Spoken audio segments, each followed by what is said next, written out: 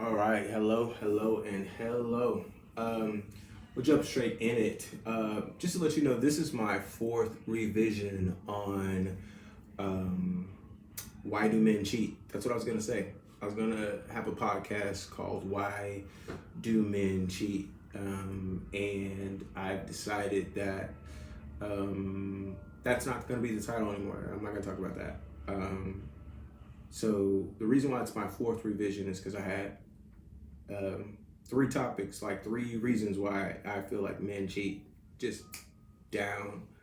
And then I kind of sat with it for a while, like I do with most things. I just kind of like, thankfully, in topics like cheating, I have time to think about it. But just in life, I've had time just to think about things like next level. Why do I think this, and where does this come from? And so then I changed the topic again.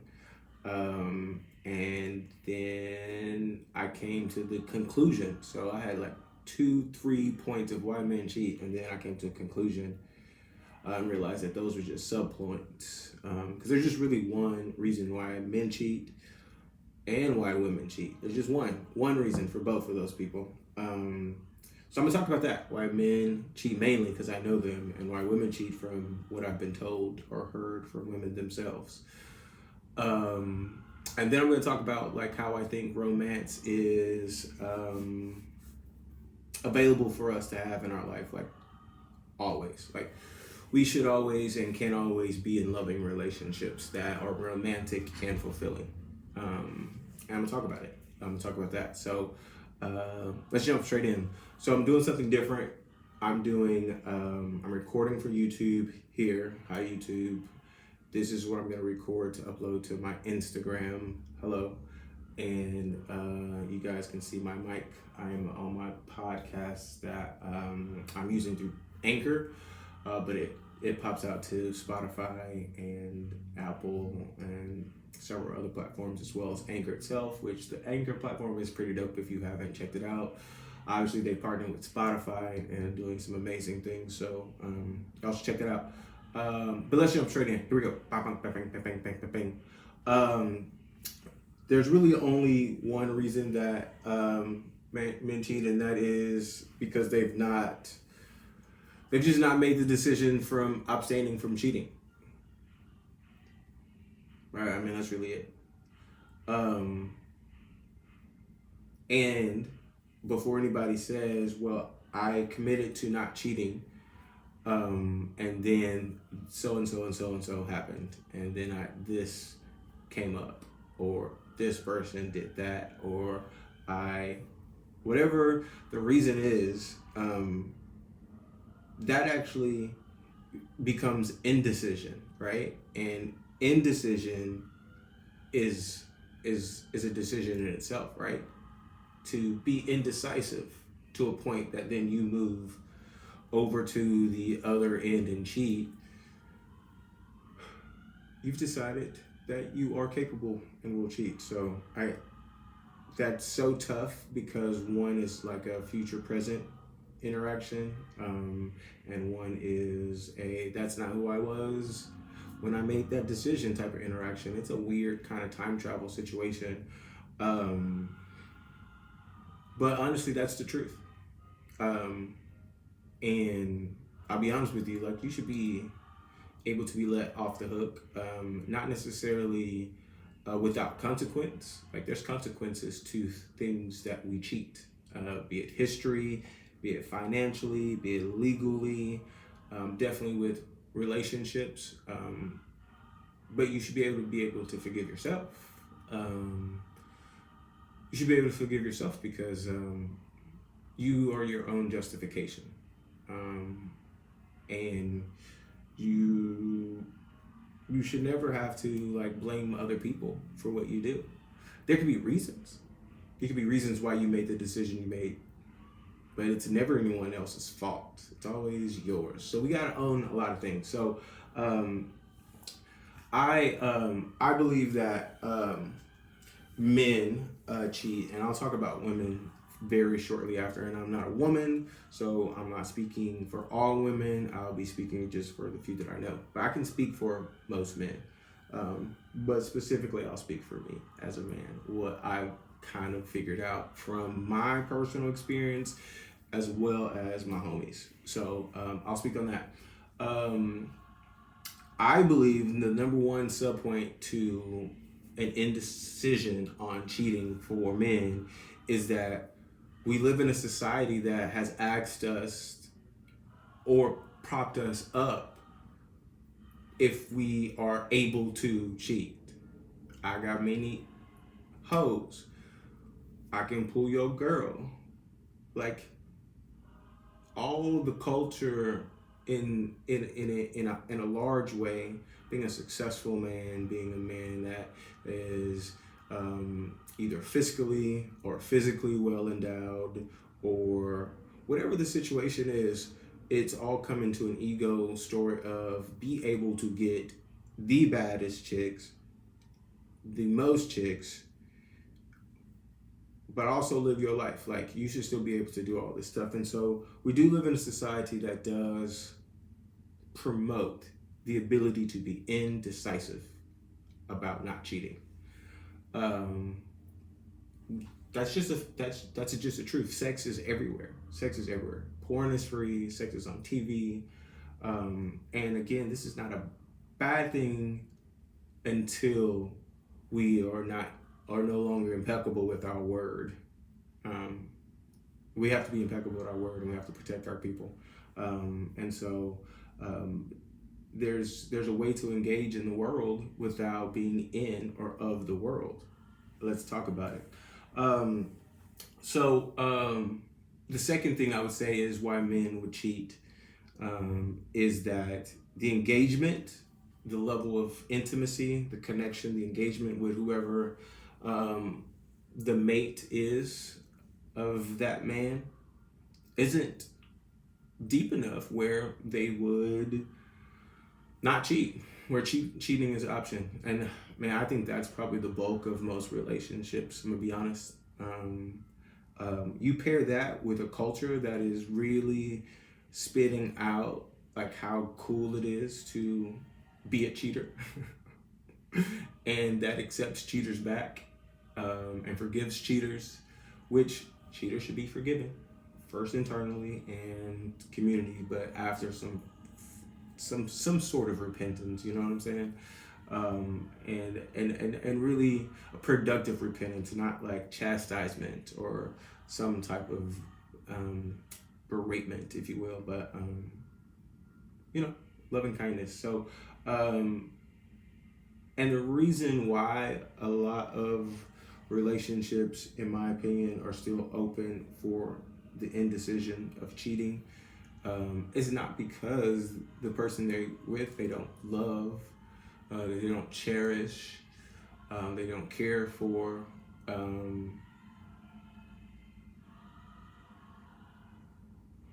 There's a wound, yo.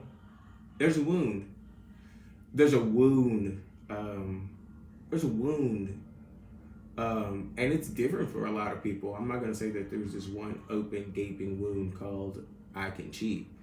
But there's a wound, and that culture, the culture, like feeds on that wound, and not just like physical, because a lot of times cheating is really not physically driven.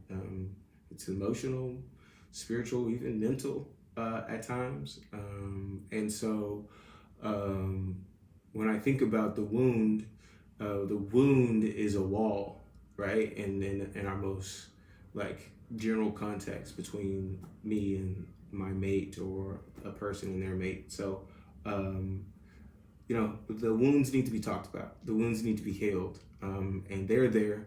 We're all in the relationships together with our friends, with our loved ones, with our family members. Let's talk about these wounds and move it through. Because there's ability for people to no longer be indecisive about cheating and stay in the family unit. And family doesn't mean wife and kids. Family unit could be long-term mate. It could be husband. It could be wife and wife. Like, I mean, it could be whatever. The family unit is someone that comes together for the greater good of love and promoting that within the community. Plain stop, period. And we got to get there. So the last and third thing is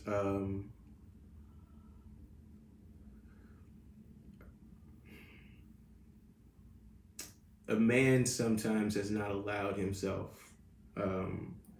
to be vulnerable enough to just jump all the way into love, mentally, emotionally. And man, that really comes from the wound. But this part of what I'm saying is the work, right? Men know that there's a wound. Men know that there is a chasm. Men know. Let me differentiate a good man who doesn't cheat versus a man that does cheat. Many good men who don't cheat aren't present in relationships. And I'm not saying that one is worse than the other, but when I get to why women cheat, I mean, it's almost a damn if you do, damn if you don't for the woman and the man in the situation. So I'm talking about men who are able to be all you need them to be and all that they want to be in a relationship who cheat. I am not talking about just due to love the culture that's been presented and saying that they're going to stay in it and they like do it all the time and they show no remorse and they ain't even trying to address the wound or the fact that they can't get close to you. I'm not talking about those dudes.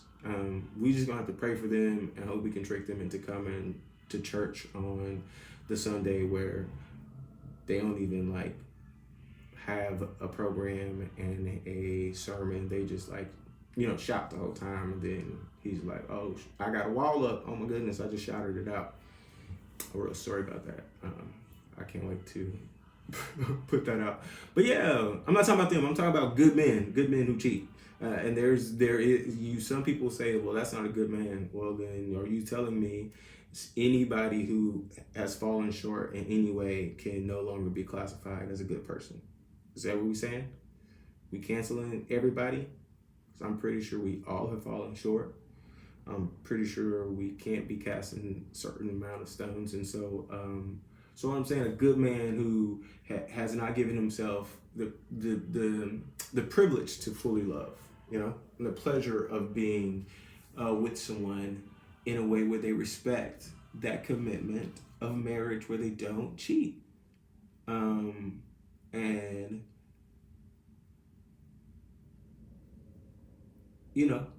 sometimes men believe they can work it out or figure it out. Sometimes men don't realize that they're gonna stumble because the nigga that they are at the moment is someone that won't. So, but they don't do the work to make sure that they don't cheat. You gotta go to the womb and get your truth and your healing. So, I see all those things, right? A culture, met a mate that's deep enough, because that's really important, because society also tells us that we are only successful if we have a mate, if we are only married, right? Like we can't be out there hoeing in the streets or being single or enjoying ourselves and then meeting people along the way. So a lot of men also fall into that category of, wanting a family. And not always because they want a family, because they know that correlates with being successful, holding it down, being an O-ed, whatever you want to say. And I'm not discounting anybody who actually really wants to be married, because there's a lot of those people. I think we all want what we believe marriage gives. We all want what someone would ask us how we define marriage. We all want that, right? What is marriage like to you? Who wants that? What's the only way you would get married? We all want that. So I'm saying that we all want what marriage would like us to have. It's just sometimes we fall in this cart before the horse mentality, where we are looking for people to fill the marriage checklist immediately versus finding out if we can be friends with this person, if we can love them, if we can go through adversity, if we can grow, if we can be vulnerable, if we can share our hurts, our wounds, like, and then being like, this is somebody I can be married with. Instead, a lot of us are just like, if this person goes through this obstacle course, then I think I want to marry this person. But because I'm putting them through this obstacle course, like they have to they have to pass. They have to pass. And so a relationship sometimes becomes a test, of course, which it should be. Like it really should be. But not in a matter of, here's the test first. It should be, let's walk through this test together. Let's walk through this obstacle course together. It's like the Amazing Race. You're doing it together, and you're breaking down the whole way.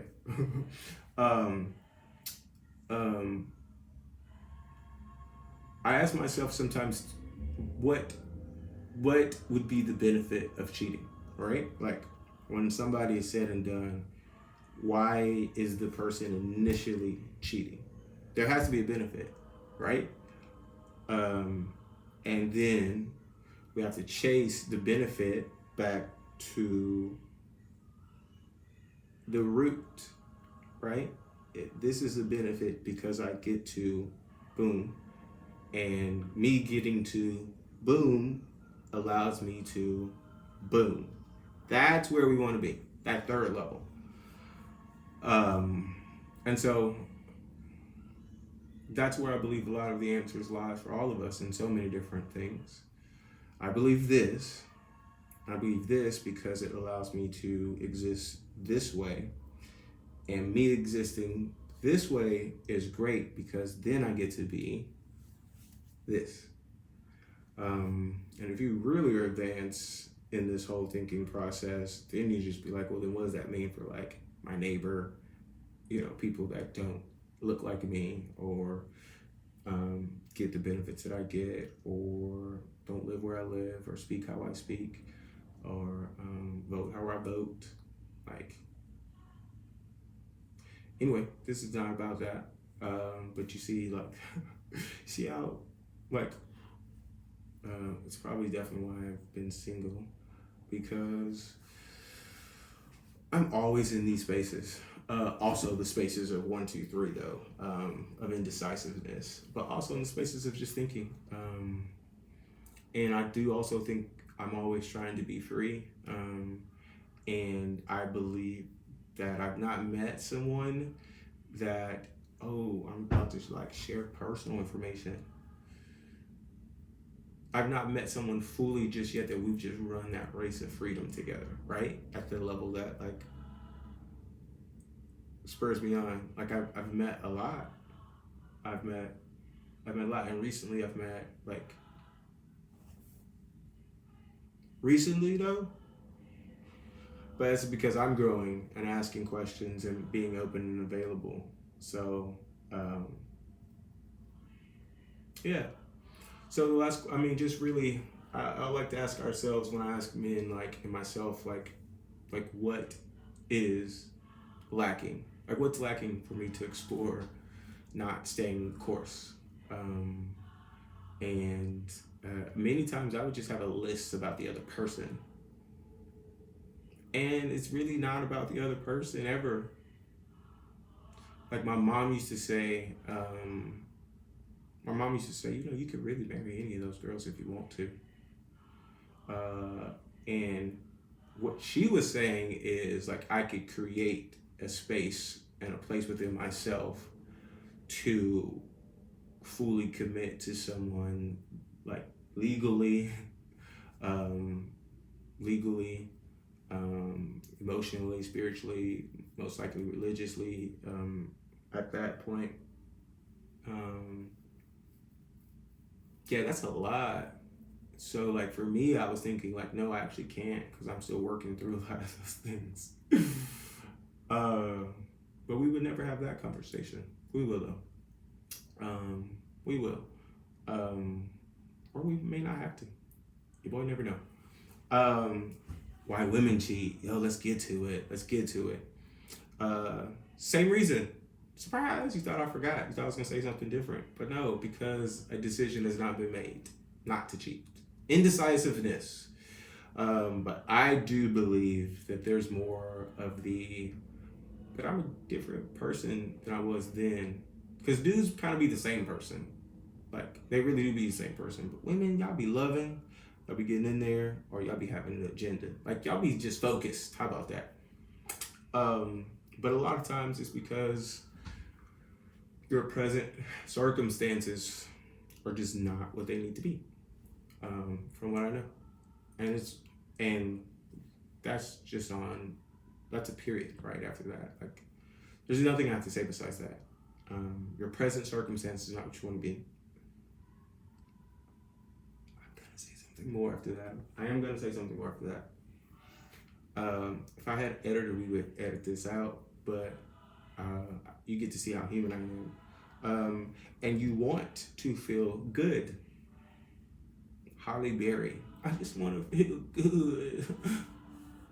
Billy Bob Thornton. And you deserve to feel good. You deserve to feel good. And women don't just jump ship. Like, I mean, some women just like, quickly, I'm out and I'm gonna hurt you. But that's a whole nother conversation about wounds, right? But usually women don't jump ship that quickly to indecision, right? But usually, quickly after indecision comes like some actions. You know what I'm saying? Women, y'all be moving quick to feel good, as you should. Man, I just believe that in our relationships we should just literally get out of the way of them, men and women. Meaning, the relationship shouldn't rule our ability to feel good, our ability to be free, our ability to be happy. And if we ever find ourselves in situations within our relationships, I think we should be able to have conversations about how to fix or change whatever is not making us feel good, whatever is not allowing us to go deeper or open up.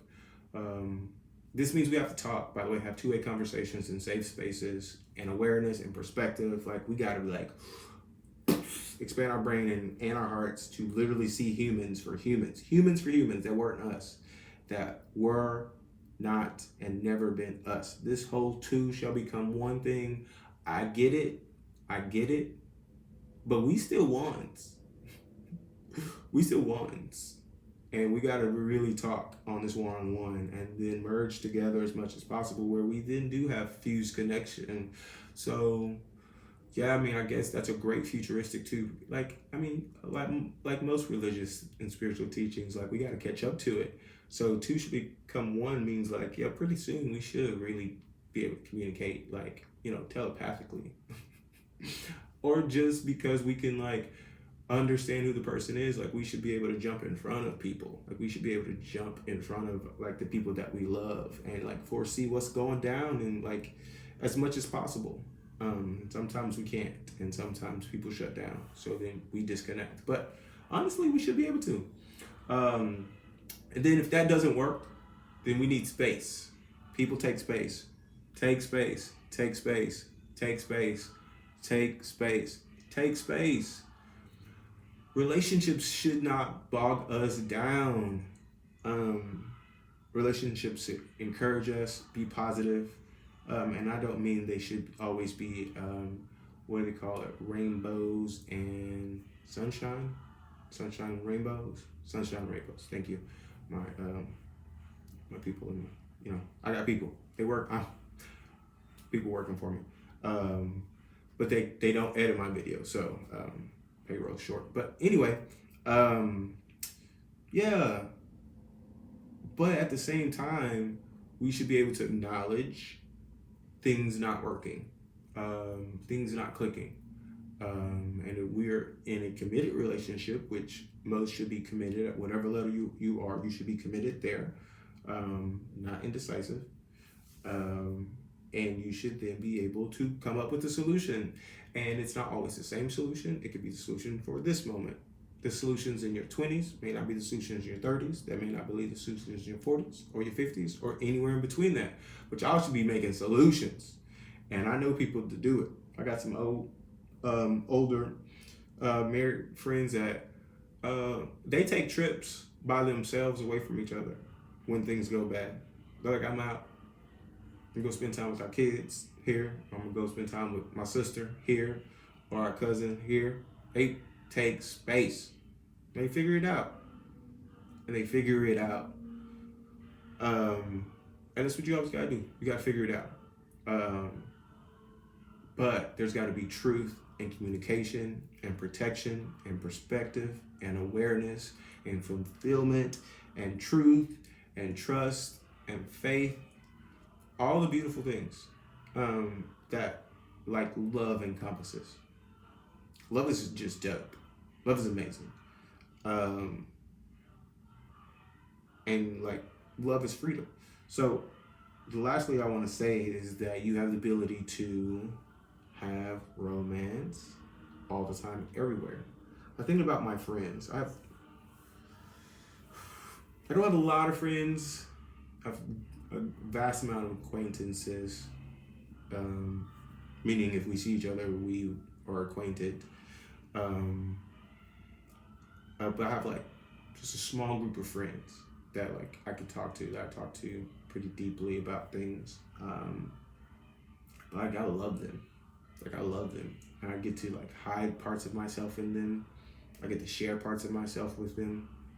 They get to see me. I get to see them. Like it's romantic. It's romantic. Like my life is romantic. It's romantic. It's smooth. It's good. People check on me. I check on them. We share our dreams, our fears.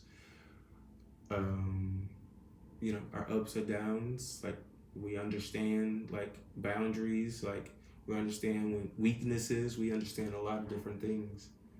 But not just my friends. Like I took my cousin to the Manil. We ate some vegan food from Leanda's on campus of TSU. Ocean Wave, but my people went to PVU, so that's can't really pick a side there. But we went to the Manil, ate this food, watched Lovecraft Country. Plug, Lovecraft Country. You gotta watch it. Read, talked about everything, and when my friends asked me how my time was with my cousin, I was like, it was romantic. It was romantic. I don't even know what the definition officially is of romantic. I can't, hold on. And look at this.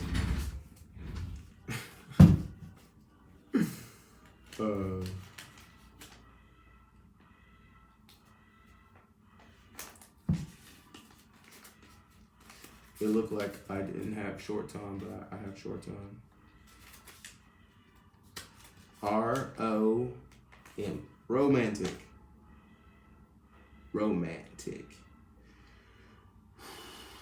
Visionary, having an imaginative or emotional appeal, or relating to or having the characteristic of romanticism. Mm.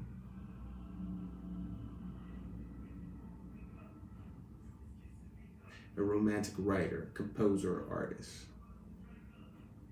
I'm seeing sensuality here.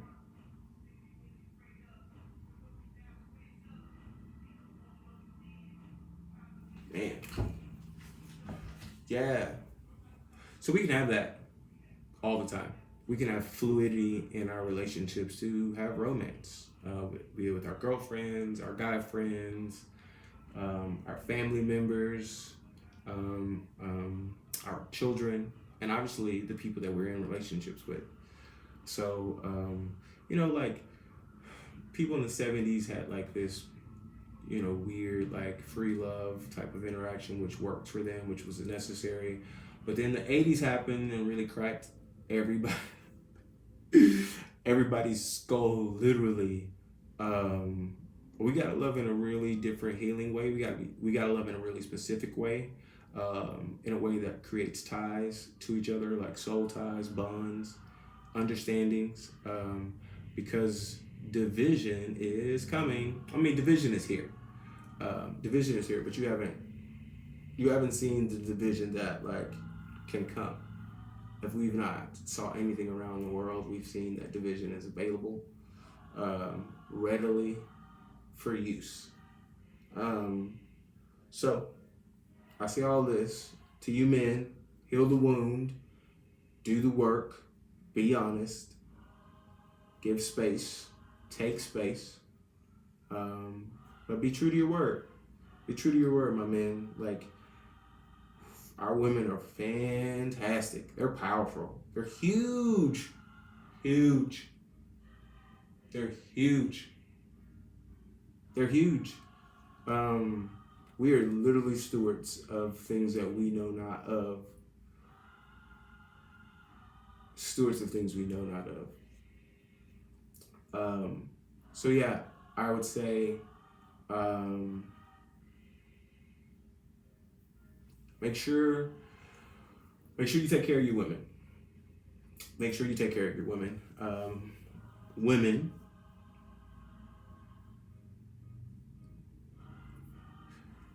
if you in a relationship with a dude, ask him about his wounds, and I would like to say be tactful, be actually interested, not as a checklist, not as a I need you to be this person to be with me.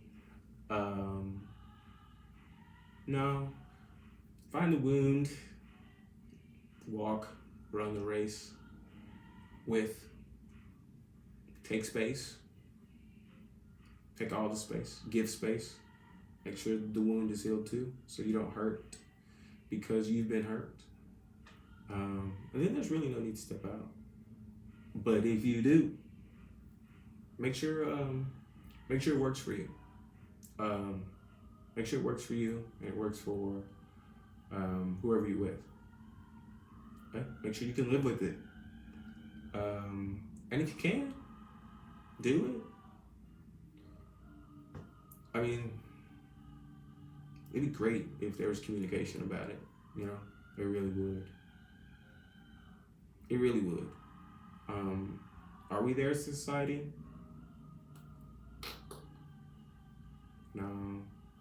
Because like marriage is like still the drug, and not only is it a drug, but divorce is like terrible. Like divorce is not only psychologically terrible, right? If you get a divorce, like everybody thinks it's a failure, a failed marriage.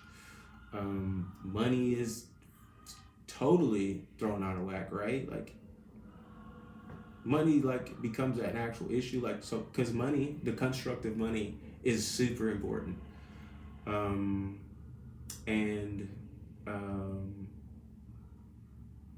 yeah, that affects how you eat, where you live, how you move around. So marriage is not only like a peak, right? It's not only something that we should aim for, but it's also